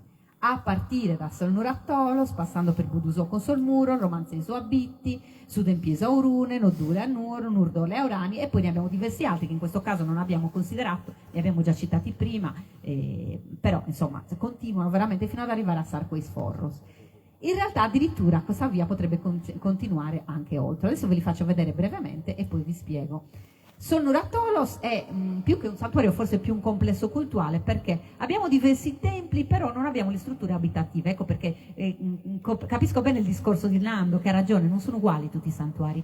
Ci sono livelli differenti, ci sono quelli che sono più complessi, che hanno strutture abitative, che hanno tracce di attività produttive, e ci sono quelli che invece sembrano essere più legati strettamente al culto, come Solnuratolos di Araressardi. Questo santuario o complesso cultuale è disposto sulle pendici di una montagna e parte dai 1000 metri e scende con una sorta di percorso cultuale che inizia alla base con una fonte sacra, continua con un tempio circolare, arriva a un tempio a Megaro e infine con un altro tipo di struttura che potrebbe essere una capanna delle riunioni o qualcosa di simile nella parte alta a 1000 metri. È un posto bellissimo, se non ci siete andati andate a vederlo, però non ci sono strutture abitative. Chiaramente è un posto inospitale, è roccioso, stiamo parlando di un posto a 1000 metri in una zona granitica, e però ci sono delle strutture accessorie, ci sono delle capanne forse legate alla conservazione di depositi votivi, di cose accessorie al culto. Dopo Solnuratolos abbiamo Solmuro di Budusò, di cui vi abbiamo ampiamente parlato, compreso Matteo. Avete visto il tempio circolare che abbiamo trovato negli ultimi anni, un'altra struttura vicina, il pozzo sacro. Solmuros noi ci è particolarmente caro perché ci scaviamo tutti gli anni, e di fatto lo colleghiamo strettamente al santuario di Romanzeso, intanto perché sono vicinissimi, in linea d'aria sono 2,5 km. Rimandiamo sempre l'idea di fare una passeggiata per trovare veramente la via che li collegava, ma sono collegatissimi dai ritrovamenti, dalle architetture. Sicuramente erano due posti strettamente connessi. Noi con Matteo diciamo sempre alla stessa gente, poi durante gli scavi escono fuori i campanilismi, e lui tende a dire ma a Bitti facevano più belli, Romanzeso è più bello, è più grande, sicuramente era più importante. Io che ho radici budusoine dico no, assolutamente questo è il primo, è più vicino, insomma ce la contendiamo sempre, però di fatto sono realmente molto simili. Solmuros chiaramente è ancora da investigare tanto, noi stiamo mettendo un granellino di sabbia nel mare, però pian piano qualcosa abbiamo tirato fuori, abbiamo trovato già 2 templi, una struttura, insomma qualcosina viene fuori. Chiaramente è un santuario perché ci sono più luoghi di culto, ci sono strutture accessorie, e già questa secondo noi è una grande scoperta. Dopo Solmuros c'è Romanzeso, di cui sicuramente vi parla meglio di me Matteo, che lo conosce da quando è nato. Sì, allora, come abbiamo detto prima, Romanzeso è uno dei santuari più importanti della Sardegna centro-orientale, ed è importante perché forse non ci sono altri santuari dove noi abbiamo una varietà proprio di luoghi di culto. Abbiamo il posto sacro, abbiamo aree cerimoniali, abbiamo anche degli unicum. Quindi anche in questo caso noi possiamo vedere Romanzeso come appunto una sorta di specchio su tutto ciò che i santuari poi potevano offrire alle diverse comunità sarde del bronzo finale e della prima età del ferro. In particolare le strutture più importanti sono questo grande recinto circolare, che è quello alle nostre spalle, che è un unicum, cioè anche in questo caso non ci sono strutture simili in Sardegna, lo vediamo solo in questo santuario. Poi abbiamo la presenza di diversi tempi a Megaro, abbiamo tutta poi una serie di capanne delle riunioni, che sono appunto strutture circolari dotate di focolare centrale, poi questo sedile perimetrale dove noi dobbiamo immaginarci anche qui i diversi componenti delle comunità che si incontravano in questo luogo o delle persone che controllavano questo stesso luogo andassero proprio ad incontrarsi e a decidere le diverse fasi di vita del santuario stesso. Ecco, dicevo prima, la varietà proprio di gamma di strutture che noi troviamo a Romanzesio. Abbiamo una prima parte con il grande recinto cultuale e alcune strutture sussidiarie, il primo Tempio a Meganon, il secondo Tempio a Meganon e poi l'area del Pozzo Sacro con la grande ovviamente area gradonata e diverse strutture abitative. Ora, poi naturalmente queste sono le strutture che sono state già indagate, poi come ha detto Nando in apertura, questo sito è stato indagato solamente appunto in piccolissime porzioni, quindi noi dobbiamo immaginarci tutta una serie ancora di strutture che non sono state scavate ma che sicuramente sono presenti in tutta quest'area. Quindi qua appunto è l'area della grande area gradonata che poi si va a connettere con quello che è il pozzo sacro, con appunto l'acqua che poi doveva defluire appunto verso l'esterno e verso questa grande area gradonata dove noi possiamo immaginare questa struttura come punto d'incontro dove appunto le persone si sedevano per assistere a degli spettacoli come succede anche adesso o anche come una sorta di ambiente che poi in alcuni casi come accade spesso andava proprio a riempirsi d'acqua fino all'orlo, come appunto dimostra questa foto. Tenete presente poi che in tutta l'età nuragica, ma anche specificatamente poi per i luoghi di culto, non dobbiamo mai immaginare un unico scopo, un'unica funzione a tutte le strutture. Sono sempre delle strutture polivalenti, quindi che possono servire a più scopi nello stesso momento. Ecco qua sempre un'ulteriore carrellata appunto di quello che è l'elemento forse più famoso di Romanzesio, questa grande area gradonata che anche in questo caso non è un unicum, però forse è il tipo appunto di maggiori dimensioni e quindi di notevole pregevolezza che noi abbiamo in Sardegna. Cioè ne abbiamo altri casi, però sono molto molto molto più piccole rispetto a quelle di Romanzesio. Quindi noi già dal punto di vista delle strutture e poi dal punto di vista dei materiali capiamo l'importanza di questo centro e poi l'importanza ovviamente dei santuari in generale. Ecco appunto quello che dicevo prima del recinto cultuale, che è proprio un unicum di tutta la Sardegna nuragica. Perché noi parliamo sempre allo stato attuale delle ricerche, quindi allo stato attuale delle ricerche noi non abbiamo un ambiente che si possa definire identico oppure o comunque simile a questo tipo di edificio. Continuo io.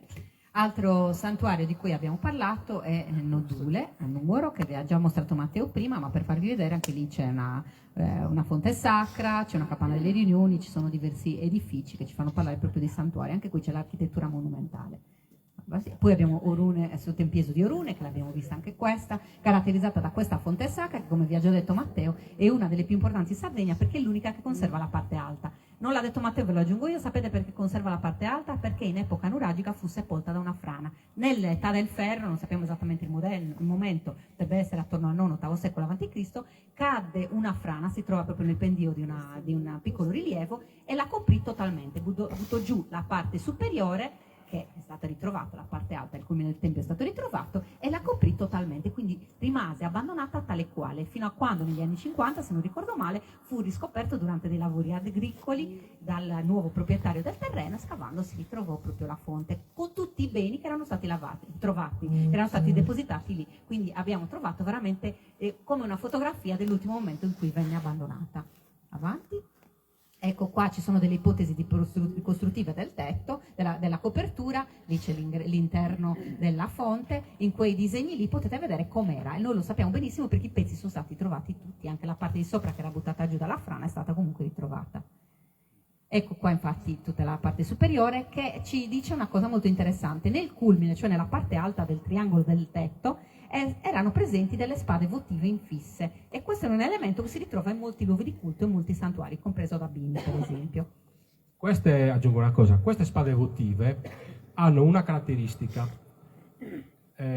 sono realizzate con un alto tenore di stagno. Siccome il bronzo è una lega binaria di due metalli, rame e stagno, noi capiamo che queste spade erano proprio inadatte al combattimento proprio per l'alto tenore di stagno. Ecco perché erano inadatte al combattimento. Cioè, se io avessi adesso una di quelle spade votive in mano e andrei a schiantarla contro quel muro, si farebbe in 100 pezzi.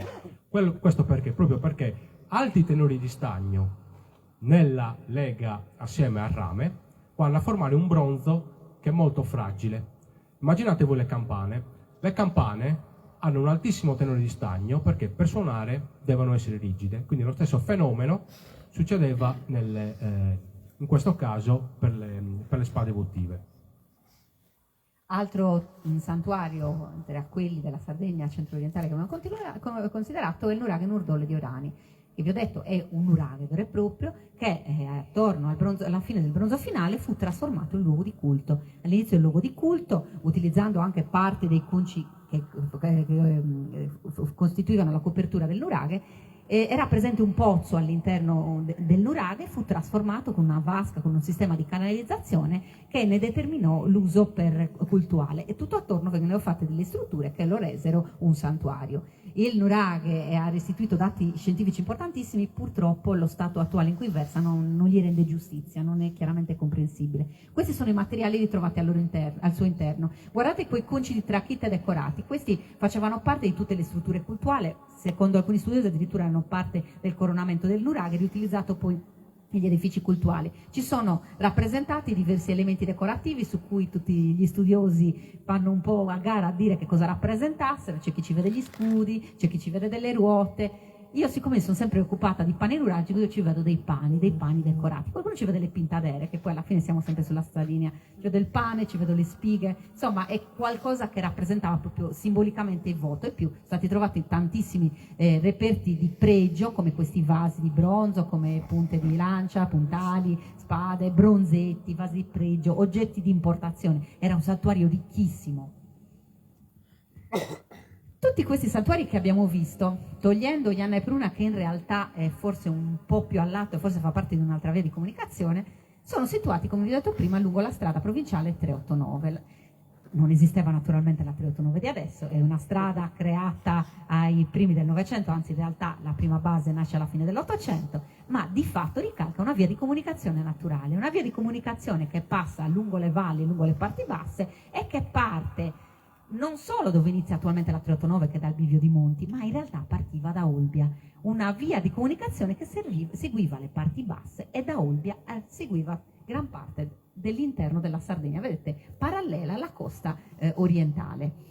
Ora, noi abbiamo analizzato il tratto che va dall'inizio della 389, cioè dal Bivio di Monti, e il primo santuario che abbiamo trovato è Solnuratolo di Ara dei Sardi, ma sicuramente c'erano dei santuari che iniziavano da Olbia, solo che non si conoscono. A Olbia, ve lo farò vedere dopo, c'è il Pozzo Sacro di Sadesta, però ci manca tutta quella parte che da Olbia si ricollega fino a Monti. Potrebbe esserci stata qualcosa a Birchideddu, a Padru, a Monti, non sappiamo esattamente, è uno studio che dovremo approfondire. Per ora, lungo questa strada noi abbiamo visto una concentrazione di santuari che non è casuale. Ora, difficile dire se i santuari siano stati costruiti lungo la strada o se in realtà l'importanza della strada sia cresciuta perché c'erano i santuari. Questo è un qualcosa che dovremmo approfondire, però di fatto la questione è importante perché tutti quei santuari sono connessi dalla strada, sono connessi e attraverso questa strada nei santuari arrivavano beni di lusso, beni di provenienza sia interna, cioè qualcosa si produceva nei singoli territori, ma soprattutto di provenienza esterna. Tutto ciò che arrivava dall'esterno tramite l'approdo di Olbia, l'ambra, il vetro, alcuni manufatti di bronzo, oggetti preziosi e tante altre cose che magari noi non riusciamo neanche a vedere perché non sono conservate. Questa linea ci connette tutti questi santuari a livello economico, a livello di scambi.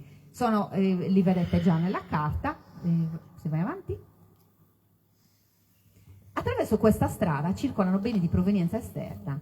Noi li abbiamo visti studiandoci i ritrovamenti dei vari santuari. Abbiamo metallo grezzo, manufatti bronzi, probabilmente metallo grezzo sardo. Immaginatevi da Olbia alla dei Sardi fino a Gremano a Fonni, quindi si passa vicino a zone di miniere, si passa a zone di distribuzione di metalli, si passa attraverso santuari in cui si lavoravano i bronzi, si producevano vasi di bronzo per esempio, manufatti, e poi attraverso quello arriva tutto ciò che viene da fuori. L'ambra del Baltico, per cui Romanzesu è sicuramente il simbolo, Romanzesu su Monte di Sorradile, ma soprattutto Romanzesu, centro di recettore di ambra del Baltico, ma anche di redistribuzione. Qua a Romanzesu è stata trovata una grandissima quantità di vaghi di collana di ambra del Baltico, ma sono state ritrovate anche le tracce della lavorazione, ambra allo stato grezzo, ambra semilavorata, che ci dice che qua arrivava la materia prima grezza e veniva lavorata qua e redistribuita.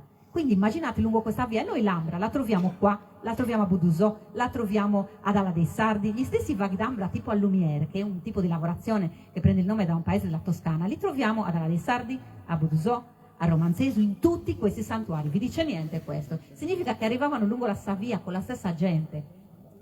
Fibule, beni di lusso della penisola italiana. Le fibule sono le spille che si usavano nelle vesti dell'epoca, dell'età del bronzo finale e del ferro. I sardi prima non le usavano, evidentemente avevano un sistema di abbigliamento diverso, però quando iniziano ad essere in contatto con l'esterno, soprattutto con la penisola italiana, probabilmente arriva la moda anche qua. E siccome loro non le producevano, le importano. E noi le troviamo, quelle che vedete rappresentate lì al centro, noi le troviamo in tutti i santuari. Adesso, l'anno scorso con Matteo abbiamo trovato un pezzettino di fibula a Solmuros, un arco di fibula d'arco che ricorda quelle della penisola italiana, ce ne sono sicuramente una marea qua e li abbiamo in tutti gli altri santuari. Quindi abbiamo visto, abbiamo l'ambra, abbiamo la fibula, stiamo piano piano abbiamo il vetro, ritrovando gli stessi elementi nei santuari, da Solmuratolos a Solmuros, a Romanzesu e a tutti gli altri. Quindi ancora noi non abbiamo trovato questi vasi bellissimi, speriamo di ritrovarli, però iniziamo a vedere una coincidenza, gli stessi manufatti ritrovati in tutti questi templi lungo la via. Vuol dire che qui viaggiavano, carovane, definiamoli come vogliamo, i beni e le persone che arrivavano dal mare lungo tutta la via, si fermavano, commerciavano, c'erano dei centri di smistamento particolari, probabilmente per l'ambra era questo, probabilmente per il vetro era un altro, però attraverso questo si muovevano tutti questi materiali. Due cose al volo. Per giunta poi, questa arteria che vedete rappresentata, alla fine è sempre stata lungo i secoli un percorso obbligato, perché fino all'apertura della 131 era l'unica strada che noi potevamo fare per arrivare a Olbia. Quindi chilometri e chilometri di curve, lo sa bene mio padre che se la faceva ogni giorno. Quanti anni? Più di 20 anni. Più di 20 anni ogni giorno percorrendo sempre questa strada. Questa arteria, questa via di circolazione venne poi ripresa anche in epoca romana, cioè una delle strade romane del tardo impero passava proprio nell'attuale 389 e andava a collegare il porto di Olbia poi con le zone interne della Sardegna fino all'attuale Fordongianus, che era Forum Traiani. Quindi proprio per rimarcare, vi dico questo per rimarcare l'importanza di questa arteria, che era un passaggio obbligato fino appunto nel bronzo finale, nell'età del ferro e poi anche in epoca romana. Tant'è vero che poi Romanzesu ha preso proprio il nome da quella lapide di quel legionario, ma proprio perché appunto questa era una zona che faceva parte della viabilità romana.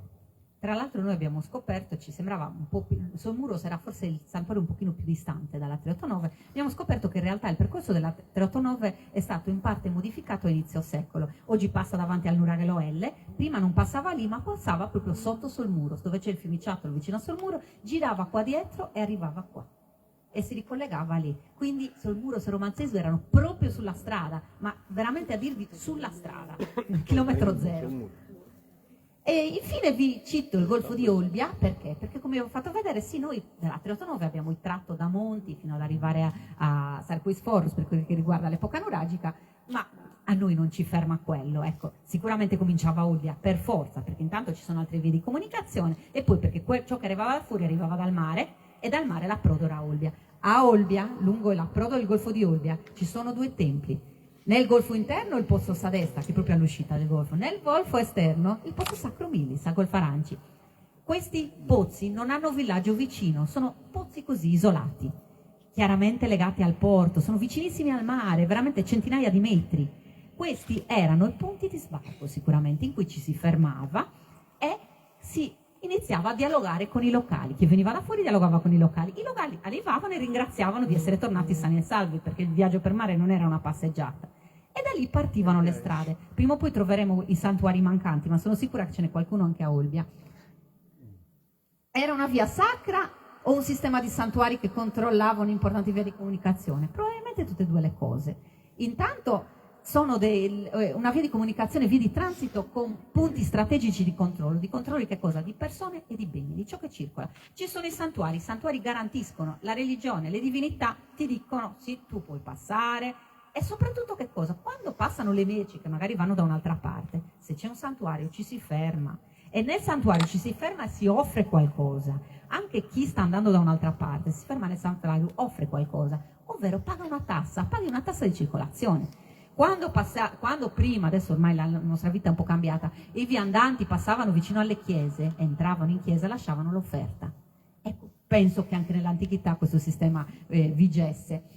In questi santuari arrivano e si accumulano beni di prestigio di provenienza interna e vengono smistati verso l'interno del territorio. Cioè qui a Romanzesu arrivavano beni, non si fermavano solo qua, venivano distribuiti a tutti i villaggi, comunità vicine.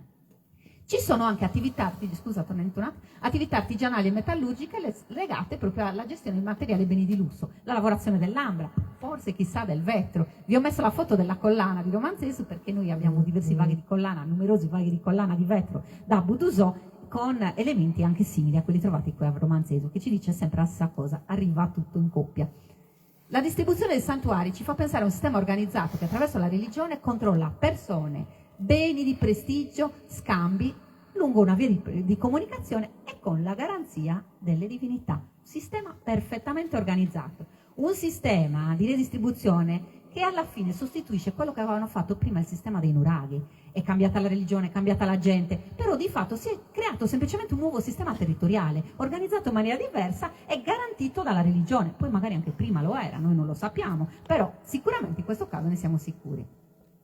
Concludiamo che ci siamo già tanti. I templi e i santuari controllano le risorse economiche, sono tempi di accumulo di eccedenze, con possibilità di reinvestire, quello che vi diceva Matteo. Accumulano le offerte, ma le offerte non è solo come offerta a santuario da mostrare in bella vista. In caso di necessità quelle offerte diventano materia da investire, il bronzo si può rifondere e tutti i materiali si possono riscambiare, quindi è una ricchezza, è una sorta di banca delle comunità che in caso di necessità può essere riutilizzata. Gestiscono il potere, centri decisionali e i templi sono mantenuti dalle comunità locali, quindi le comunità locali gli offrivano qualcosa, ma anche da questi circuiti di scambio che avevano base proprio nei santuari. Vai avanti. Nei templi abbiamo attività produttive, ne abbiamo già parlato prima, una di quelle è la metallurgia, di cui abbiamo tracce in diversi santuari. Per esempio a Sarquis Forros ci sono dei forni per la lavorazione del metallo, per attività metallurgiche. Qua c'è il forno del Megaron 3, e quelle l'Insula 1 in cui sono stati trovati diversi elementi legati alla lavorazione dei metalli. Avanti. Qua abbiamo fatto una diapositiva che racchiude tutto ciò che è la lavorazione, lo scambio, il traffico dei metalli, dal metallo grezzo agli oggetti finiti, alla fusione, ai bronzetti, agli elementi simbolici, alle armi, tutto ciò che riguarda proprio la lavorazione del metallo. Vado più veloce, le offerte nei luoghi di culto. Perché parliamo delle offerte? Perché ci testimonia tutto ciò che abbiamo detto prima. Le offerte sono la traccia di questi commerci, di questo sistema perfettamente organizzato. Nei luoghi di culto noi abbiamo trovato tantissimi depositi di offerte votive, nei santuari, armi e strumenti di bronzo, statuette votive, ornamenti, oggetti di lusso, vasi di pregio, importazioni, oggetti d'uso quotidiano, di tutto. Sicuramente c'erano offerte di cibo, le comunità che non avevano altro offrivano cibo, ma del resto, se ragioniamo di nuovo per comparazione con i santuari cristiani, almeno dalle mie parti, al santuario, per esempio io vengo dalla zona di Padova, il santuario di Sant'Elia, si offre cibo, si offrono pecore, si offrono mucche, si offre formaggio, si offre vino. Probabilmente è un'eredità di mondi molto più antichi.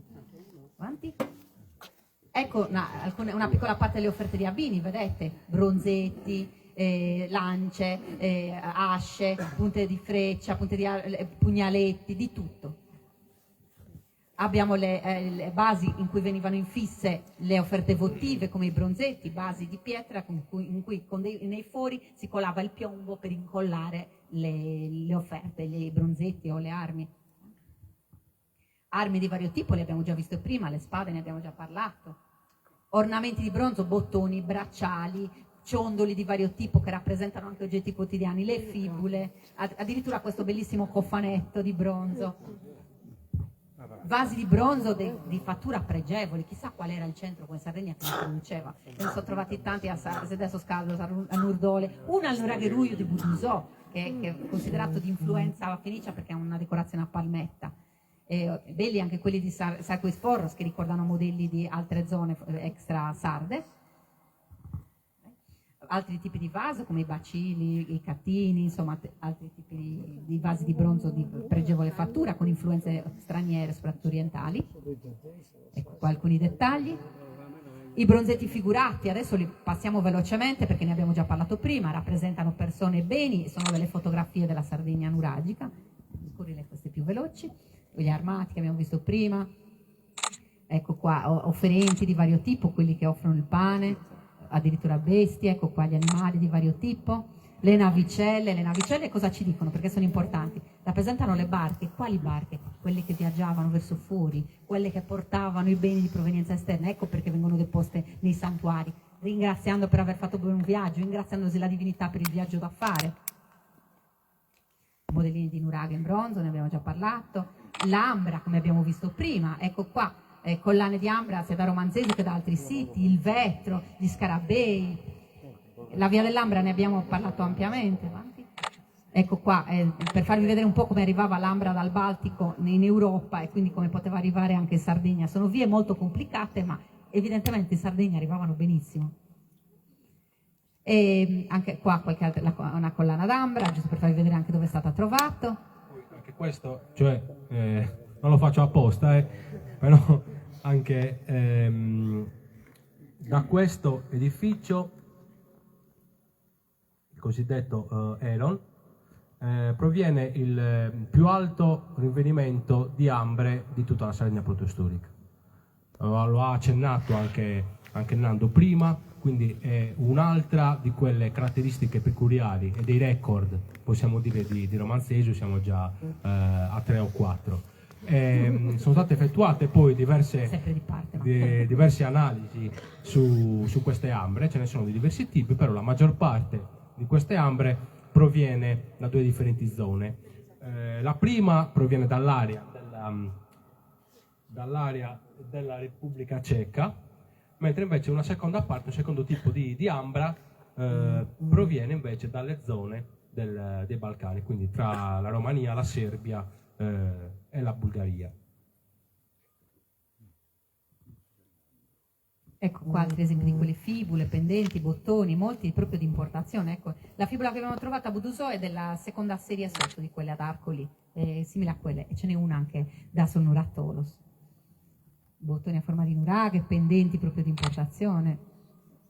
Vasi di pregio di ceramica, lavorati proprio perfettamente decorati, anche questi sicuramente avevano un alto valore. Chi non poteva donare altro magari donava vasi di lusso.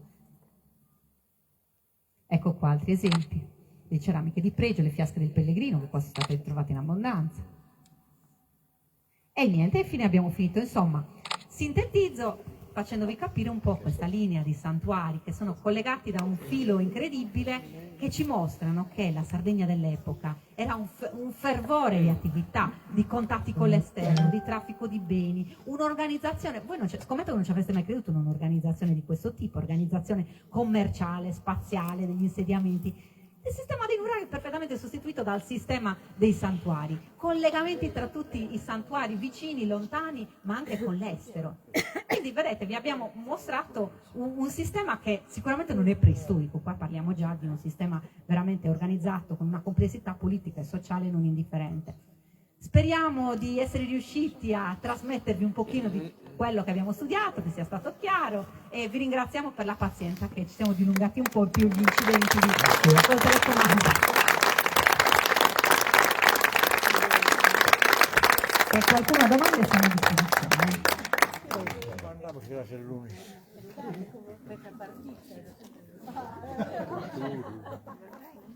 Ne avremo 100.000, ma... Immagino, poi anche già tardi. E grazie ancora ai Stelai che ci hanno ospitato in questa bella cornice. Alla fine non era neanche troppo caldo, temperatura perfetta.